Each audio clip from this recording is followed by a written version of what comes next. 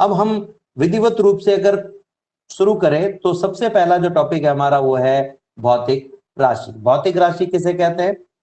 बहुत सिंपल सी परिभाषा है, वे राशियां जिन्हें मापा या तोला जा सकता है, जिनको मापा जा सकता है, जिनको तोला जा सकता है, जिनका मान ज्ञात किया जा सकता है, उन सभी राशियों को हम भौतिक राशियां कहते हैं।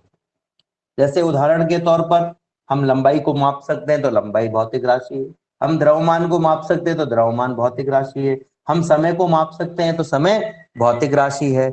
हम किसी की फीलिंग्स को माप सकते हैं क्या? हम किसी की फीलिंग्स को नहीं माप सकते हैं, इसलिए फीलिंग्स भौतिक राशि नहीं है। हम विद्युत धारा को माप सकते हैं तो विद्युत धारा एक भौतिक राशि है। हम हवा के वेग को माप सकते हैं तो वेग जो है वो एक भौतिक राशि है। हम किसी व्यक्ति द्वारा किसी वस्तु को पर लगाए गए बल को माप सकते हैं तो बल एक भौतिक राशि है। तो ऐसे बहुत सारे उदाहरण हैं भौतिक राशियों के हमारे आसपास में, जिनको अंग्रेजी में हम फिजिकल क्वांटिटीज कहते हैं। अब ये जो फिजिकल क्वांटिटीज है ये दो तरह की होती है, मूल भौतिक राशियां और व्युत्पन्न भौतिक राशियां। मूल भौतिक राशियां और व्युत्पन्न भौतिक राशियां।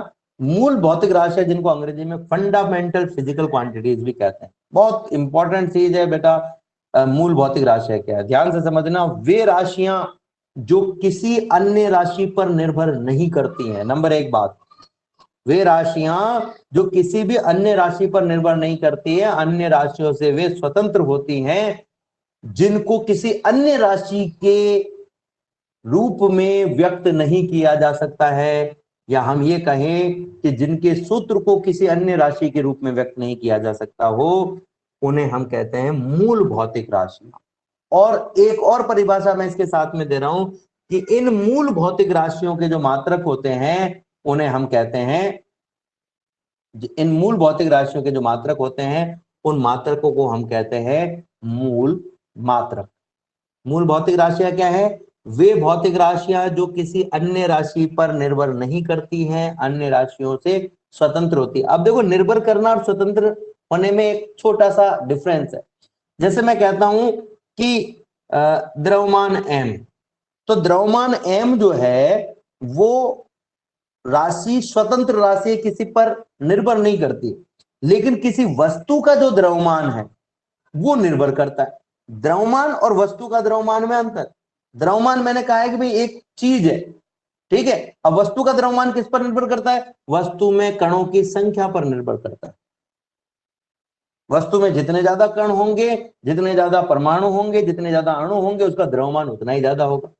अब आप सोच रहे होंगे वस्तु का द्रव्यमान और द्रव्यमान ये दो अलग अलग चीज, तो ये तो एक ही चीज है। तो द्रव्यमान केवल एक नाम है और वस्तु का द्रव्यमान ये एक माप है। द्रव्यमान एक नाम है भौतिक राशि का और वस्तु का द्रव्यमान ये एक माप है। अब आप सोच रहे होंगे तो कंफ्यूज करने वाली चीज हो गई। जैसे मैं कहता कि काला रंग, ठीक है ना, काला रंग ये किसी का भी हो सकता है, लेकिन एक वस्तु अगर काली है तो वो उस वस्तु का एक गुण है। काला रंग, रंग ये एक गुण है जो किसी भी वस्तु पर हो सकता है। ये भैंस के ऊपर हो सकता है, भैंस काली हो सकती है, हमारे बाल काले हो सकते हैं, कोई पेन काला हो सकता है ना, कोई वस्तु काली हो सकती है, बादल काले हो सकते हैं, यानी काला रंग किसी पर भी हो सकता है। तो द्रव्यमान किसी का भी हो सकता है, एक कण का भी हो सकता है, 1000 कण का भी हो सकता है, 50,000 कण का भी हो सकता है, 10,000 कण का भी हो सकता है, लाखों करोड़ों कणों का भी हो सकता है। तो द्रव्यमान निर्भर नहीं करता है, जो कुल द्रव्यमान है किसी भी वस्तु का वो निर्भर करता है। द्रव्यमान और कुल द्रव्यमान में ये अंतर है। जैसे रंग में और वस्तु के रंग में अंतर है। रंग एक गुण है और वस्तु का रंग वो किसी पर भी हो सकता है, कोई दूसरा रंग भी हो सकता था, उसमें कोई दूसरा गुण भी हो सकता था। ये थोड़ा सा टिपिकल हमें लग रहा है अभी, लेकिन धीरे धीरे आपको ये चीज समझ में आ जाएगी। तो भौतिक राशियों में मूल भौतिक राशियां वे भौतिक राशियां जो दूसरी राशियों से स्वतंत्र होती हैं। अब ये जो मूल भौतिक राशियां ये 7 है। नंबर 1 सबसे पहले है द्रव्यमान, जिसे अंग्रेजी में हम कहते हैं मास। अंग्रेजी में हम क्या कहते हैं? मास। और इस मास का ही हम लेते हैं एम काम में लेते हैं, लेकिन इसको फिलहाल हम इतना ही देखेंगे कि मूल भौतिक राशि क्या है? द्रव्यमान। दूसरी जो मूल भौतिक राशि है वो है लंबाई या दूरी। एक्चुअल में लंबाई और दूरी दोनों एक ही चीज होती है। जैसे मैं कहता हूं ये वस्तु और ये वस्तु के बीच की दूरी, तो ये वस्तु ए और वस्तु बी के बीच की दूरी क्या है? ए और बी को मिलाने वाली रेखा की लंबाई है। यानी लंबाई और जो दूरी है वो एक ही सिक्के के दो पहलू हैं। अंग्रेजी में इसको हम कहते हैं लेंथ। ठीक है। एक और खास बात है, अब आपको कोई कहे लंबाई, कोई कहे चौड़ाई, कोई कहे ऊंचाई, कोई कहे त्रिज्या, कोई कहे परिधि, कोई कहे व्यास, इन सब का मतलब क्या है? दो बिंदुओं के बीच की दूरी। तो दो बिंदुओं के बीच की जो भी दूरी हो उसको कोई भी नाम दे दो आप, चाहे उसको लंबाई दे दो, चाहे चौड़ाई दे दो, चाहे ऊंचाई दे दो, चाहे गहराई दे दो, चाहे आप उसको त्रिज्या कह दो, चाहे उसको परिधि कह दो, चाहे उसको परिमाप कह दो, चाहे उसको व्यास कह दो, इन सब का मतलब एक ही है, वो है लंबाई। ठीक है। तीसरी जो राशि है वो है समय अंतराल। हम सब इसको समय लिखते हैं लेकिन एक्चुअल में ये क्या है? समय अंतराल। ठीक है। समय अंतराल ये भी एक मूल भौतिक राशि है। तो तीन मूल भौतिक राशि हमने देखी, द्रव्यमान, दूरी यानी लंबाई, और तीसरा हमने देखा समय अंतराल। चौथी जो भौतिक राशि है वो है ताप। ताप अंग्रेजी में इसको अपन कहते हैं टेम्परेचर। ठीक। पांचवी जो भौतिक राशि है वो है विद्युत धारा। अब ये सब नाम में से कुछ नाम आपने पहले सुने हुए हैं और कुछ नाम आप पहली बार सुनोगे। हम सबके बारे में बारी से पढ़ेंगे। छठी जो भौतिक राशि है, मूल भौतिक राशि की बात कर रहा हूं मैं, पदार्थ की मात्रा। पदार्थ की मात्रा जिसको अपन मोल कहते हैं। ठीक है। और सातवीं जो भौतिक राशि है वो है ज्योति तीव्रता या प्रदीपन तीव्रता। ठीक है। ज्योति तीव्रता या प्रदीपन तीव्रता। ज्योति तीव्रता आप सब जानते हो, कोई भी जैसे ज्योति का मतलब वो आगे जो संयमित आग हो। जैसे आप देखते हो कि नॉर्मली चूल्हे की जो आग होती है वो फैली हुई होती है, लेकिन जो मोमबत्ती की जो आग होती है वो एक संयमित, एक सीमित क्षेत्र में फैली हुई होती है। तो इस तरह की जो सीमित क्षेत्र में फैली हुई है इसको हम कहेंगे ज्योति, और इसकी जो तीव्रता होगी उसको हम कहेंगे ज्योति तीव्रता या प्रदीपन तीव्रता। तो सातवां है प्रदीपन तीव्रता या ज्योति तीव्रता। तो ये सात मूल मात्रक सात मूल राशियां हैं। फिर से मैं इनके नाम ले रहा हूं। नंबर एक है, जो पहली राशि है वो है द्रव्यमान, दूसरी है लंबाई। अब इनको किसी भी क्रम में याद रख लो, कोई फर्क नहीं पड़ता है। पहली द्रव्यमान, दूसरी लंबाई, तीसरा समय, चौथा ताप, पांचवा पदार्थ की मात्रा, फिर विद्युत धारा, और फिर प्रकाश की तीव्रता। प्रकाश की तीव्रता की जगह इसको हमें कहना चाहिए ज्योति तीव्रता। ठीक है, इंटेंसिटी।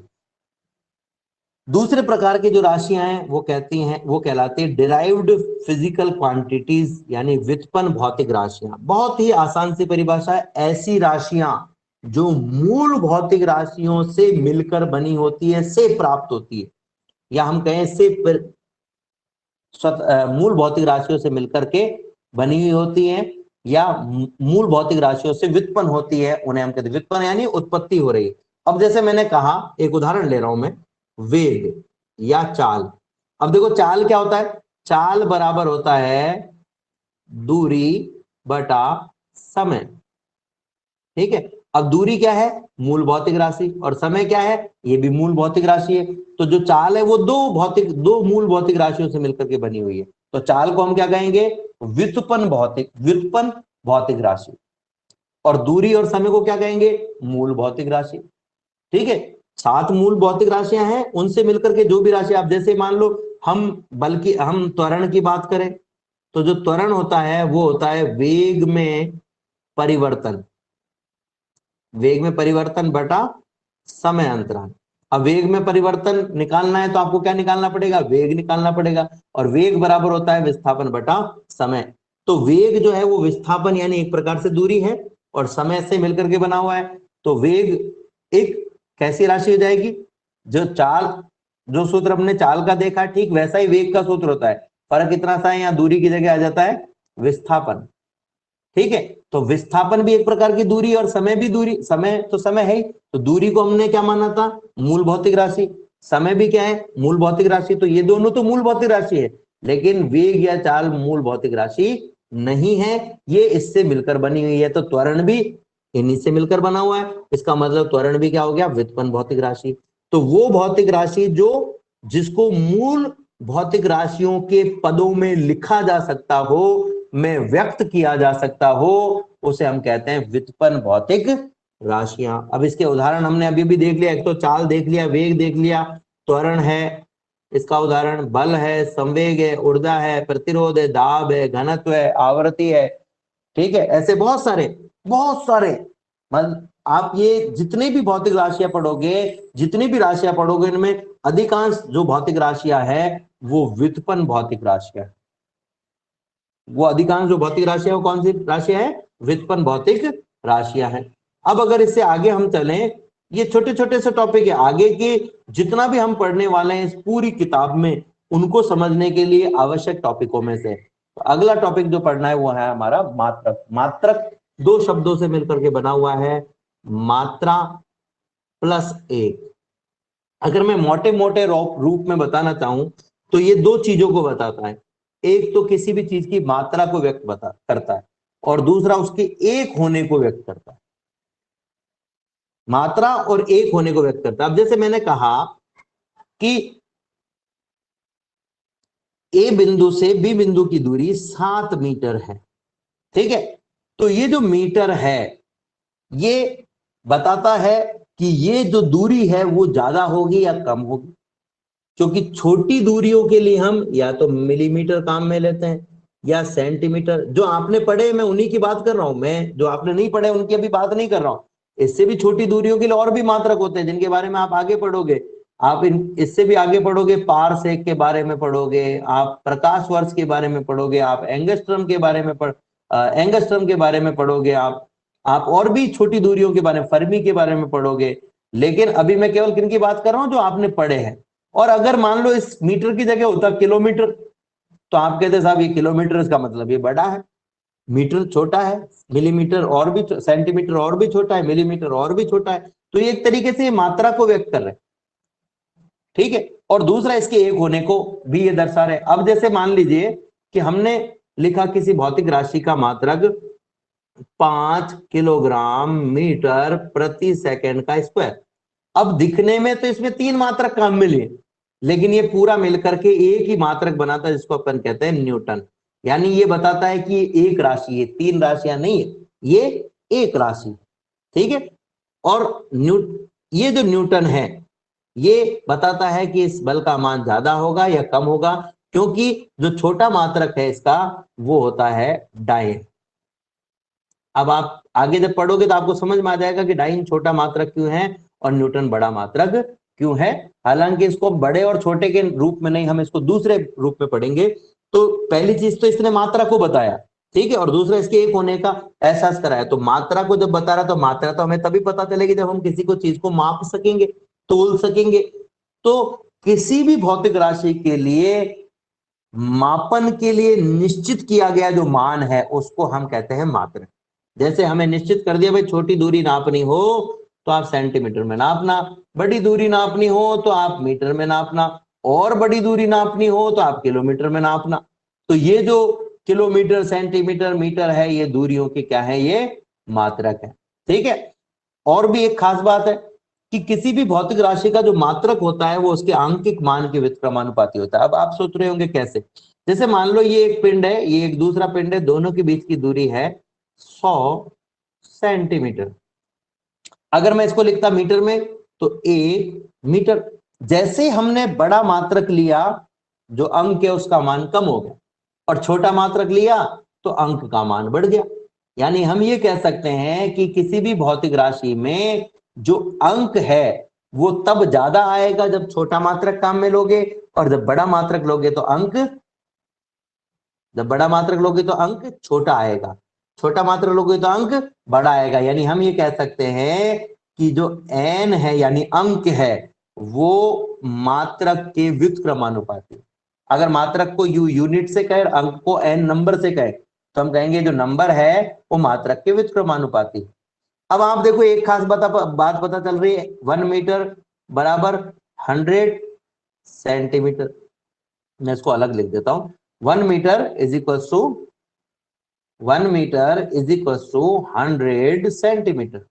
तो यहाँ पर 1 एक संख्या है, इसको n1 मान लेते हैं, मीटर एक मात्रक, इसको हम कहते हैं u1, और 100 ये भी एक संख्या है लेकिन 1 के बराबर नहीं है, तो इसको मैं दूसरी संख्या n2 मान लेता हूं। सेंटीमीटर ये मीटर के बराबर, मीटर जैसा नहीं है, तो इसको मैं एक दूसरा मात्रक मान लेता हूं u2।